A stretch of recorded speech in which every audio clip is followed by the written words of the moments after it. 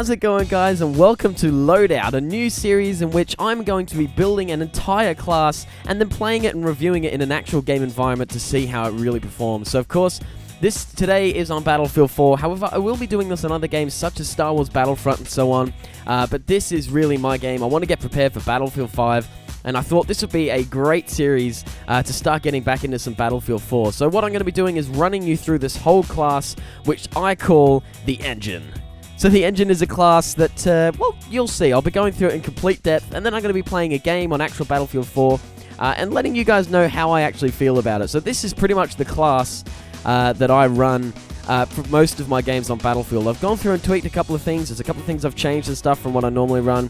But this is just my perfect class. This is exactly the kind of person I'm playing with. We are playing as an engineer, and this is a class completely designed to play the objective, to take out vehicles, to help your opponents to get quick kills, to run as fast as possible between objectives, and pick up as high a score as possible. There is nothing that's going to be able to stop you with this. Tanks, helicopters, you're able to damage, you're able to take out infantry very efficiently, you have faster speed with the field upgrade that I've got equipped. It's just a perfect all-around class, and I absolutely love it. So let's start going through in complete detail. First off, we have the Ace 21 CQB. Now this is a carbine. This is my favorite weapon in the game. You've got a good clip size, you've got good damage. It is quite difficult to use, however, in that it doesn't have the best damage. You are going to need to get shots to actually hit. And so, you know, it can be a little difficult for new guys to use it first. Now, it does take a little while to actually upgrade in that it is quite a low carbine. It is, what, the 4th carbine you're going to unlock. So it's going to take a bit of time to unlock. If you'd like to prepare for using this weapon, the AKU-12 has very similar stats, very similar very similar recoil and things like that. So that's probably the perfect weapon to sort of practice with if you want to get used to the Ace 21. But this is my favorite weapon. I think it's just a really good all-around gun. You've got a magazine size of 30. The ammo type is a 5 to 5.56 by 45 NATO round. You have a rate of fire of 770. You can switch between single and full auto. You've got not the best damage, but of course the recoil is completely controllable. You've got a good ammo, huge magazine size, great rate of fire, just a good all-around weapon. I think it's very underrated. For the optic, of course, we're going the Coyote. You have to go with this side. It's just perfect. You've got a huge range of view. It does take a little while to get used to. If I'm not really feeling the Coyote, I'll often just go the Cobra. However, I'm pretty sure these are sights you generally... I'm not sure if the Cobra... I think the Cobra's one you're going to get, but the Coyote you will need to get via battle packs. Next, we go on the target detector. Now, I do not want to be using any of the laser sights. All that really does is I'm firing at a range of different, a range of ranges is kind of what I want to be saying there. And so using tactical lights, flashlights, laser beams and stuff like that, I don't really need the hip fire. I'm going to be aiming down sights. Plus, it really just gives my position away. So if I'm aiming at someone and they don't know what I'm looking at, but they get some lens flare from my actual sight, it just gives my position away completely. So flashlight beams, I don't really want to be using.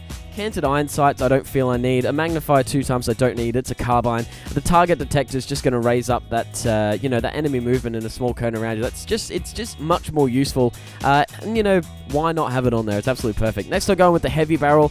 Depending on the map type, depending on what I'm playing and stuff like that, might often go the suppressor. But if I'm not going the suppressor or heavy barrel, I'm really not going to choose anything. But the heavy barrel, especially for these games, just playing Conquest, it's going to give me that extra damage. I have no problem controlling the recoil, so that loss of stability I don't really care about. I'm fine with that. So the heavy barrel I'm going with there. Then we've got the angle grip, just to try and pump up that stability a little bit after the heavy barrel to sort of numb it down a little. And that sort of evens it out a bit. But the grip doesn't really matter. You can go and choose what you want really for there. And of course, Worm Snow, because I reckon the snow camos look awesome, especially on weapons like that. Next, for the secondary weapon, we've got the M1911. This is a really cool... I like this pistol. This is probably my favorite pistol. Pretty good damage. Again, an all-around weapon. You've got a magazine size of 7 and an ammo type of 40.45 ACP, so it's a decent handgun. You can see the rest of them are sort of going to fluctuate around that. You're either going to get more damage and less stability, worse hip fire and stuff, or you're going to get, like the Shorty, more damage but less hip fire, less range, less stability, things like that. I think it's the perfect all-around pistol. Just a good amount of stats across most of the fields. On that, I'm not just running the iron sights. I've got a green laser sight. Again, it doesn't really matter that this is giving away my position anymore, because if I'm switching to my pistol, they know I'm going to be right in front of them. and that's just going to get me that extra hip fire, because usually if I'm using my pistol, I'm often pistol whipping because I haven't been able to bring them down with my Ace 21. Barrel standard, and then I'm going with the quick response, because how cool does that look over the actual handle of the pistol? It looks mad, even though you can't actually see that because my hands are around. Anyway, let's continue on. Anyone who plays as the engineer will probably know why I've chosen the RPG, because it's freaking awesome. Now, depending on the game, you might want to go with the Stinger, you might want to go with the Javelin or something like that. That's pretty cool, no worries at all. If you want to go some mines, it sort of makes sense. Decoys are often a bit of fun with if you want to play, if you're playing in the tunnels underground, if you know what I mean. Then they can be really fun. However, I have spent so much time practicing with the RPG that I have absolutely no problem with it whatsoever. I have no problem getting shots on. I'm pretty good at timing it. I've got good control over that drop, and so this has actually become a very usable weapon for me. And so I am going with the RPG. The repair tool is pretty much just something I tend to go with just, you know, as I leave it over. I'm not really into the mines. I spend way too much time moving around, although it probably would really help. However, I often get into situations where I'm either in a tank or I've spawned in a tank with a teammate, and I often do hop out to repair, and sort of, you know, often it can be that that chance between life or death, in the sense that sometimes one thing, it comes up every now and then. For example, the other day I was playing a game, I spawned in on a tank. We took out a few dudes, but took some very heavy damage. But I could see that there were going to be more people coming. We were right next to the enemy team spawn point. So what I did was hopped out, repaired the dude tank, and then I went off and hid into a building. So now he's got the actual health to try and take a few people while I'll run away. I can find some good cover, and hopefully, even if he's taken out, finish off with the RPG and capture the point myself.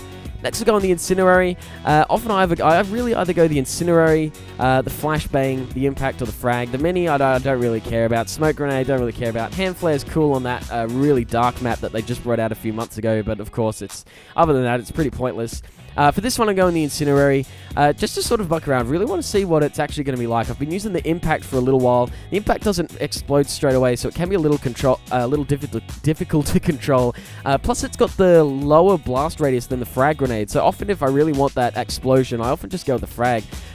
What I'm after with the Incinerary Grenade is not really kills as such, and not really big damage, but I'm able to use that through walls and actually get hit markers really to see where people are. So if I don't know if someone's going to be there, that blast radius is bigger, it's longer. If I'm getting hit markers, I know that there is someone around that corner or through that wall or something. It's a really cool tactical move.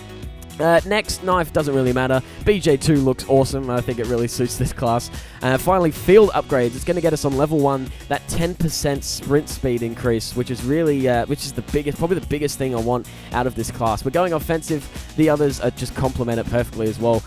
We've got the increased maximum infantry bullets of 50%. We've got the maximum infantry hand grenades by 1, and then the height damage, and then the height we can fall without taking damage on level 4. So those ones really don't matter. Now there are a few other ones that are perfectly fine to take, like the anti-take and the mechanic are pretty cool as well. However, some of those, for example, we've got Shadow is also really cool. However, I try and move around as fast as possible, and so I want that sprint speed earlier. As cool as being spotted for 2 seconds less is awesome, I really want that sprint speed a lot quicker. So that, ladies and gentlemen, is the Engineer. Oceanic blue camouflage, if you wanted to know that. This is the Engine, ladies and gentlemen, my favorite class to run in Battlefield 4. Let's take it out into a game and see how it plays. So the game I played was on Flood Zone, and this match actually did not start out well. There was a lot of people sniping from the buildings. The opposite team just had good camping points. They were sat on top of the skyscrapers. Someone was sat on air vents on side of the building and just got to places that I have no idea how they flippin' got there.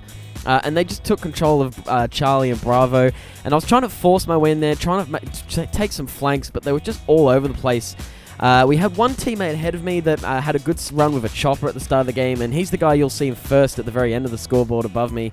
But once I finally got my head screwed on and decided that those objectives were not working, I decided to flank around and take Echo. From there I had a bit of work on Alpha when they retook that, then back on the Delta, and eventually they started spreading out their attack, as you have to. When you start losing the game, they can no longer forge around Bravo and Charlie. Once you start capturing those other points, they had to start spreading out. That's when I went in, not coming in from Alpha, so to speak, along the top of the buildings, but making my way up the staircase, up and down the staircase under Charlie. If I needed to head over to Bravo, rather than running across the top of the buildings, I would climb down the stairs, jump through a window, and climb back through the buildings, or flank around the back of that building to Bravo.